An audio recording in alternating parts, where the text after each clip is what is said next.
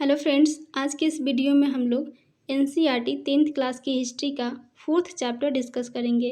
हम लोग already 3 chapter discuss कर लिया है। ये चौथा चैप्टर है जिसको हम लोग आज डिस्कस करेंगे। उसके बाद एक चैप्टर हम लोग का और रह जाएगा जिसको हम लोग अगले वीडियो में डिस्कस कर लेंगे।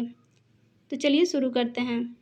किस म्यूजिक कंपनी ने और कब संगीत की एक किताब प्रकाशित की थी जिसकी जिल्द पर दी गई तस्वीर में नई सदी के उदय डॉन ऑफ द सेंचुरी का ऐलान किया गया था? तो इसका आंसर हो जाएगा ET Paul music company 1900।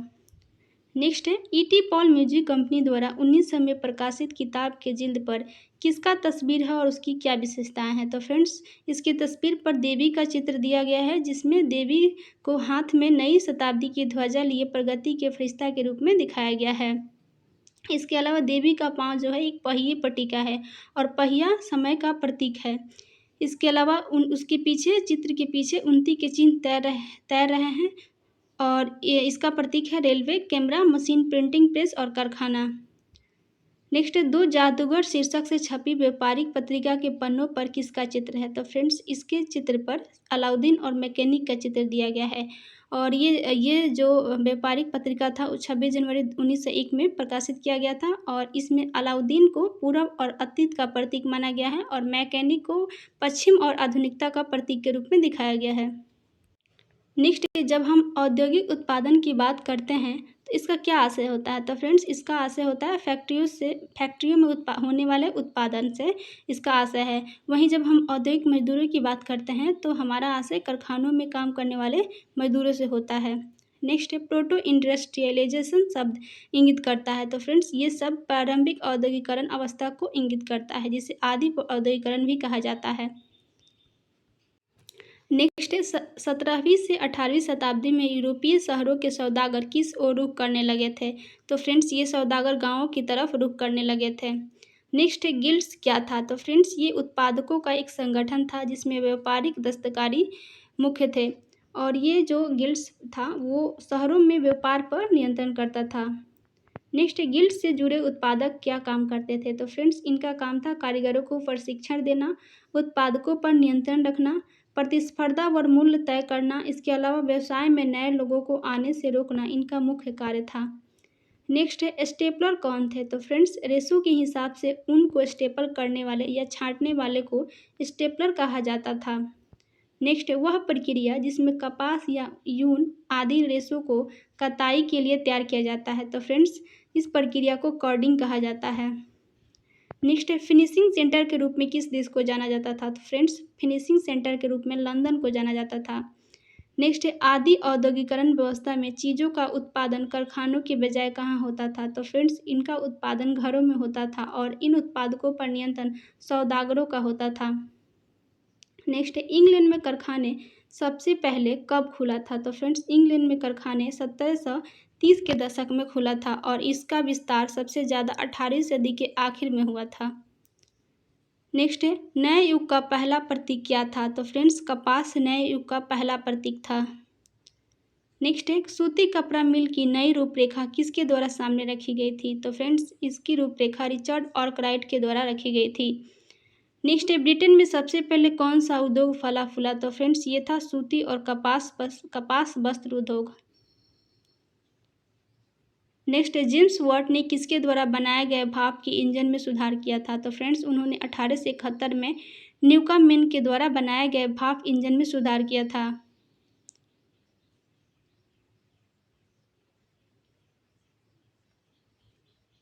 Next है, दुनिया की पहली भूमिगत रेलवे कहाँ और कब शुरू की गई थी? तो फ्रेंड्स, दुनिया की पहली भूमिगत रेलवे लंदन में 1863 ईस्वी में शुरू की गई थी और भारत में 1948 ईस्वी में कोलकाता में शुरू की गई थी।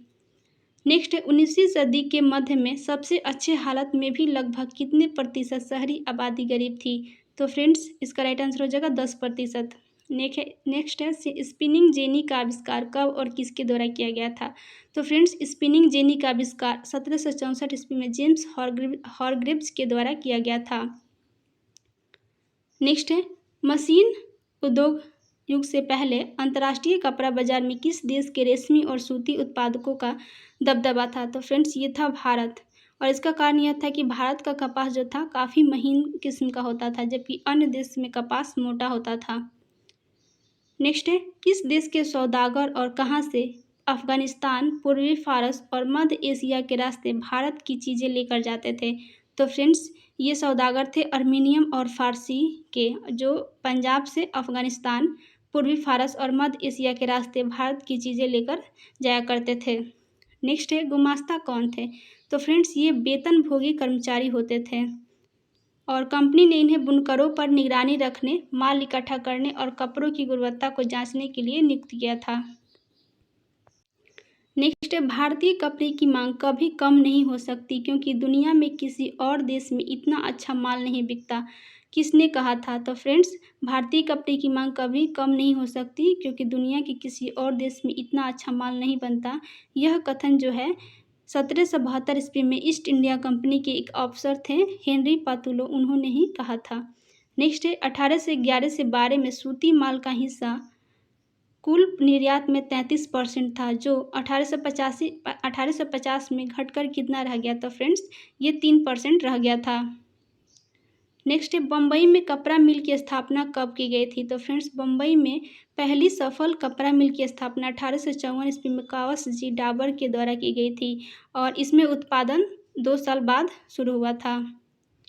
नेक्स्ट है, देश की पहली जूट मिल कब और कहाँ स्थापित की गई थी? तो फ्रेंड्स, देश की पहली जूट मिल 1855 ईस्वी में बंगाल के रिसरा में स्थापित की गई थी और दूसरी जूट मिल 7 साल बाद 1862 ईस्वी में शुरू की गई थी। नेक्स्ट है, उत्तरी भारत में एल्गिन मिल किस दशक में और कहाँ खोली गई थी? तो फ्रेंड्स, ये 1860 के दशक में कानपुर में खोली गई थी। नेक्स्ट है, मद्रास में पहली कताई और बुनाई मिल कब स्थापित किया गया था? तो फ्रेंड्स, मद्रास में पहली कताई और बुनाई मिल 1874 ईस्वी में शुरू की गई थी। नेक्स्ट है, कलकत्ता में देश की पहली जूट मिल किसके द्वारा स्थापित की गई थी? तो फ्रेंड्स, कलकत्ता में देश की पहली जूट मिल 1855 ईस्वी में रिसरा में सेठ हुकुम चंद के द्वारा स्थापित की गई थी। नेक्स्ट है, टिस्को की स्थापना कब की गई थी? तो फ्रेंड्स, इसकी स्थापना 1907 ईस्वी में जमशेद जी नुसरवानजी टाटा के द्वारा की गई थी। नेक्स्ट है, किसके द्वारा 1912 में जमशेदपुर में भारत का पहला लौह इस्पात संयंत्र स्थापित किया गया था? तो फ्रेंड्स, ये थे JN टाटा। नेक्स्ट है, 100 ईयर्स 100 वॉइसेस 2004 के लेखक कौन है? तो फ्रेंड्स, इसके लेखक हैं मीना मेनन एवं नीरा अदरकर। नेक्स्ट है, जॉबर कौन थे? तो फ्रेंड्स, पुराने व विश्वस्त कर्मचारी जो उद्योगों में नए मजदूरों के भर्ती के लिए नियुक्त किए गए थे, उन्हें जॉबर कहा जाता था और इन्हें अलग अलग इलाकों में सरदार या मिस्त्री भी कहा जाता था। नेक्स्ट है, 1901 ईस्वी में भारतीय फैक्ट्रियों में मजदूरों की संख्या 5,84,000 थी, जो 1946 ईस्वी में बढ़कर कितनी हो गई थी? तो फ्रेंड्स, ये 24,36,000 हो गई थी। नेक्स्ट है, वर्ड हिगलर्स एंड कंपनी, एंड्रयू यूल और जॉर्टिन स्किनर एंड कंपनी किस तरह की कंपनी थी? तो फ्रेंड्स, ये प्रबंधकीय कंपनी थी जो कि प्रथम विश्व युद्ध तक अस्तित्व में रही थी। नेक्स्ट है, फ्लाइंग शटल का आविष्कार किसने किया था? तो फ्रेंड्स, फ्लाइंग शटल का आविष्कार जॉन के द्वारा किया गया था और यह रस्सियों और पुलियों के जरिए चलने वाला एक प्रकार का यांत्रिक मशीन था। नेक्स्ट है, फ्लाइंग शटल से मजदूरों के जीवन पर क्या प्रभाव पड़ा? तो फ्रेंड्स, फ्लाइंग शटल के आने से मजदूरों की उत्पादन क्षमता में वृद्धि हुई थी, श्रम की मांग में कमी हुई थी तथा इन्होंने मिलों से मुकाबला करने में मदद किया था। नेक्स्ट है, प्रथम विश्व युद्ध के समय भारतीय उद्योगों पर क्या प्रभाव पड़ा? तो फ्रेंड्स, प्रथम विश्व युद्ध के समय भारतीय उद्योगों में औद्योगिक उत्पादन में तेजी से वृद्धि हुई, स्थानीय उद्योगपतियों का दबदबा बढ़ने लगा और फैक्ट्री उद्योगों में भारी वृद्धि हुई। तो फ्रेंड्स, आज के इस वीडियो में हम लोगों ने 4th चैप्टर को भी कंप्लीट कर लिया। नेक्स्ट वीडियो में हम लोग 5th चैप्टर, जो कि लास्ट चैप्टर है NCERT 10th क्लास हिस्ट्री का, उसको हम लोग कंप्लीट करेंगे।